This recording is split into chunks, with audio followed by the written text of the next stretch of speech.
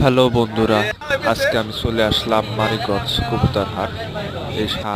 এই হাটটি সাধারণত প্রতি শুক্রবার সকাল 7টা থেকে দুপুর 1টা পর্যন্ত থাকে।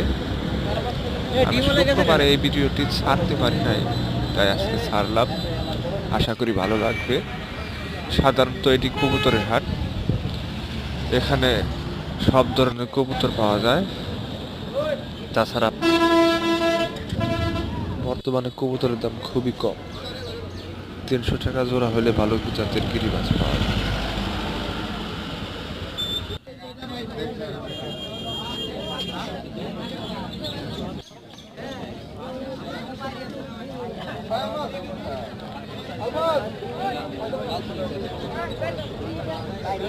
এছাড়া গিনিপিগ, খরগোশ, নানা রঙের পাখিও পাওয়া যায় এই হাটে।